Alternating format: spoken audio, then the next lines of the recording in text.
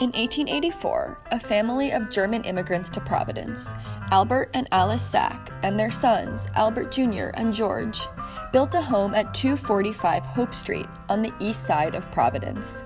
It was a stately home with a covered walkway for an entrance, 3 grand floors, arched windows, many chimneys, and 2 different driveways across an expansive lawn.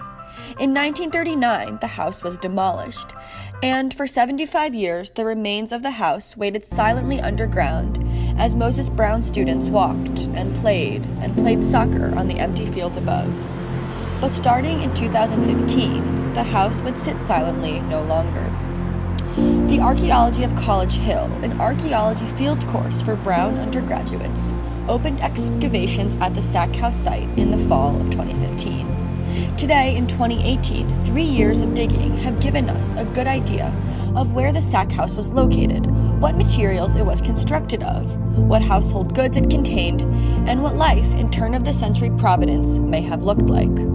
Of course, archaeology is an interpretive sport, and every artifact pulled out of the ground asks more questions than it answers. How did the Sacks engage with their German heritage while assimilating in America? How did the Sacks' class and race affect their daily life? What, exactly, did the family eat? Where did they throw their trash? And who cleaned their floors? But with each question asked, we learn to think more critically about the Sacks in their time, and about us in our time.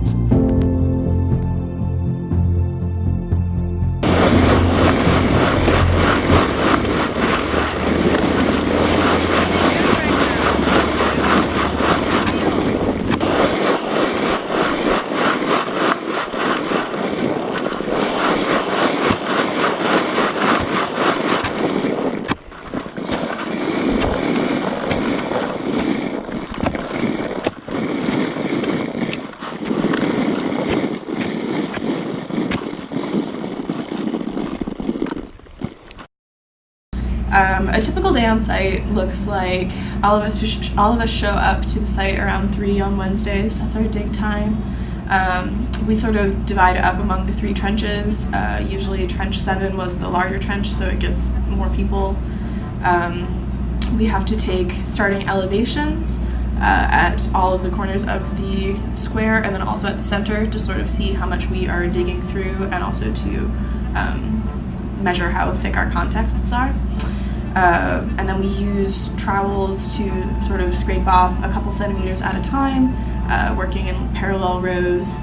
And then we take the dirt that has been sifted, we take the dirt that has been troweled off, and we take it over to the sifters. Someone will, sift the dirt and look for any interesting artifacts. A lot of times we'd find nails or porcelain pieces, tile, brick. Trench 8 had a lot of asphalt, which was kind of interesting and very hard to distinguish from a rock. But yeah, and then once the artifacts were found, we would take them back to the trenches, and we had different bags per context. So, there'd be context 3 bag for wood, and we would put all of the wood pieces that we found in there, and we would also mark it down on the context sheet so that we had sort of a running inventory of all of the artifacts that we'd found. Great. All right, so here we've got our kind of constructed brick feature, which is one of our more interesting finds. You can see that it's kind of constructed of these little chambers, which I'll explain in a bit. We excavated one. And through the course of the season, we learned that this was an interior part of the house, which you can see through this brick feature abutting the foundation wall right over here all along this side. And what really helped us kind of figure out what this really strangely shaped thing was when he emptied out one of these little chambers, which we see here, and found that rather than being a wall that was filled, it was a kind of intentionally open space. Our best guess is that this was a fuel storage area, likely for wood for the fireplace that existed above this structure. We suspect that it was a wood storage area because there's not really any staining from the walls, which we'd expect if coal had been kept there. And it's not part of the fireplace itself because we'd also see some darkening of the surrounding bricks if there had been flames inside of this area. So our bottom of this little chamber is likely the same level of the basement floor. And you can come down into the basement of the house, access your wood storage here, take it up to the fireplace above. This is an entirely interior space of the house, so we're unlikely to find any foundation walls like we have in our other two trenches. Nevertheless, this trench had a lot of really interesting finds in it. We had some great domestic wares come out of here, pieces of plates and bowls and things like that. And the kind of unusual part about this trench is how it was used in the destruction of the house. You can still see some remaining chunks here, but all throughout the bottom layers of this trench were large chunks of asphalt. And the best way that we can make sense of that, especially since they were stacked on top of each other kind of sequentially, is that when they demolished the house, they ripped out the driveway or sidewalk, whatever was kind of nearby on the other side of the exterior wall to the north, and just kind of dumped it in the basement so they could fill up that space and create a nice level plain for Moses Brown after the house was gone. So even when you're not finding intact architecture, looking at these kind of destruction materials and how they found their way into the site is a great way to build more knowledge even of individual events like the destruction of the house.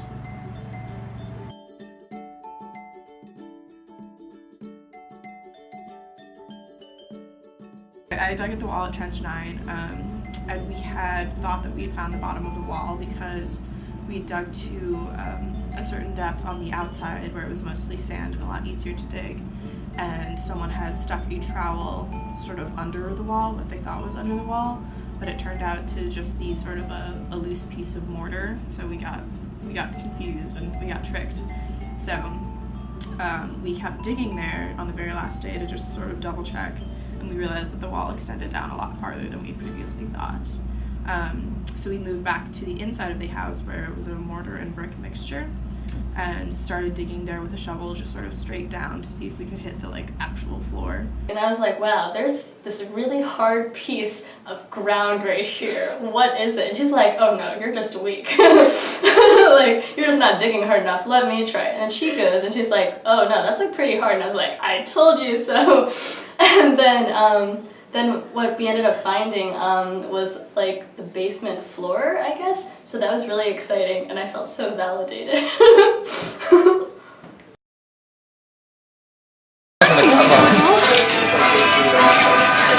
Got it now.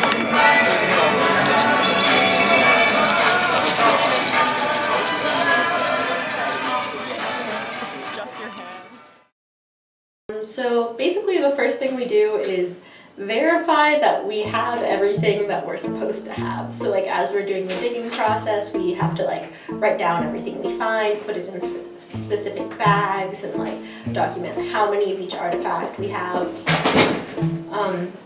So basically the first day after digging, we're just okay, this is all the mess we found throughout the semester, let's make some sense of it.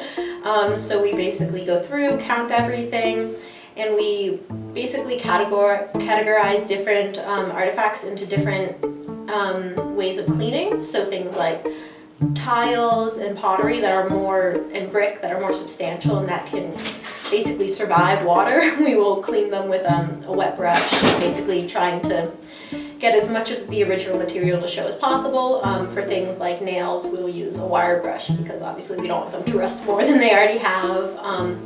Other things are too delicate whatsoever, so maybe we'll do a tiny bit of scraping with a wire brush or a soft brush without any water, but usually we just work with what we got out of fear of destroying it more. And then once we've cleaned it as much as we can, we make sure that we have good photos of everything from all of the contexts, making sure that everything is documented well. And then from there we basically look at all of our finds and see if any of them have any extra hints of what they could be from.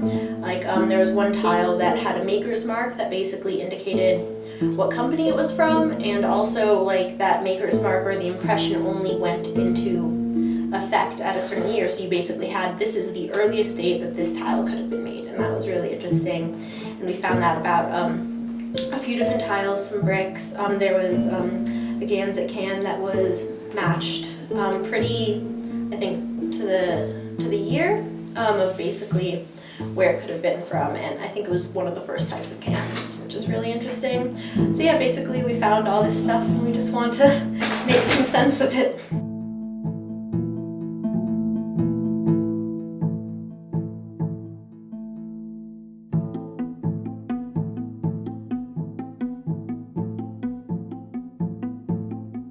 With the grad student from the course, we took a GPS and we were able to take data points. You can see them here on the map. We have them at the corners of each of the trenches and see the corners of this wall. So I was able to use those points to basically create these polygons for the trenches. And based off of that, we now have the data that we needed to do some basic analysis and figure out basically where we were on the site. So the coolest thing was when I was able to geo-reference the 1908 historical map and look at the data points that we took from the survey, and just the first time that this wall showed up exactly right on the plan was just amazing. And it felt like really fulfilling, and like the fact that they're actually going to use these results is really awesome. Well, it's funny actually. The artifacts, your perception of exciting, of course, changed a lot over time. When we first started, we found little bits of brick and we were super excited, these little tiny chunks, maybe less than a centimeter in length, and that was amazing. Our first nail was amazing. By the end, though, of course, we're finding more bricks than we know what to do with, tons of full-size bricks. We're just throwing them out like they're trash. So I guess that stuff, seemed interesting at first, but I guess definitely what interested me most was the bone finds. I thought the bones were always kind of neat. Not human bones, of course, in case people watching this video are thinking, but the animal bones, a lot of times in the past, there were no dump trucks, no trash trucks to come around, pick up your whatever refuse you had from dinner, so oftentimes it was just deposited out behind the house. So the most interesting thing was definitely being able to go back and see what kind of diet, what kind of things this Sack family ate. We found a few dozen pieces of bone on the site, and I used those for my final project. So I went and talked to a zooarchaeologist or an osteoarchaeologist to look at the bones that we found. Catherine Bunsen, who works in Tchaikovsky and also is an associate professor in IBIS. And she has sort of